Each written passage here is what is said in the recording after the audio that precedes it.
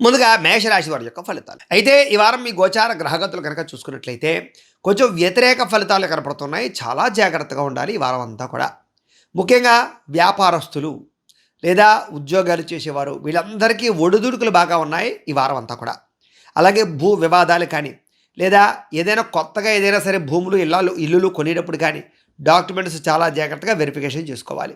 Litigation ఉండేటటువంటి భూములు కొనుగోలు చేసే అవకాశాలు అలాంటివి కనపడుతున్నాయి.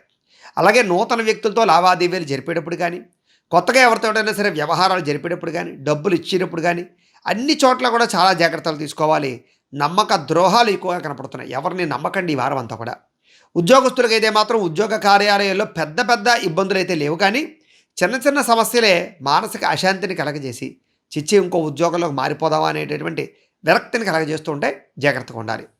చేసేటటువంటి పని పట్ల శ్రద్ధ లేకపోవడము, మానసికపరమైనటువంటి అశాంతి బాగా కనపడుతోంది. కాబట్టి చాలా జాగ్రత్తగా ఉండవలసిన అవసరం ఈ వారం కనపడుతోంది.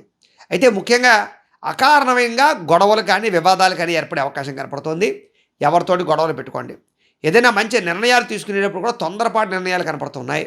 ఏ పని ప్రారంభం చేసినా సరే సంతృప్తికరంగా అయితే కనపడటం లేదు. కుటుంబంలో అనుకోని చికాకులు పెరిగిపోవడము, గృహ నిర్మాణ పనులు ఆలస్యం అవ్వడము, బ్యాంకు లావాదేవీలు చికాకు కలిగించడము, అనుకున్నంత ఆదాయం రాకపోవడము, ఇవన్నీ కూడా ఈ వారం మీకు మానసిక వేదనకి గురి చేసే అవకాశాలు కనపడుతోంది.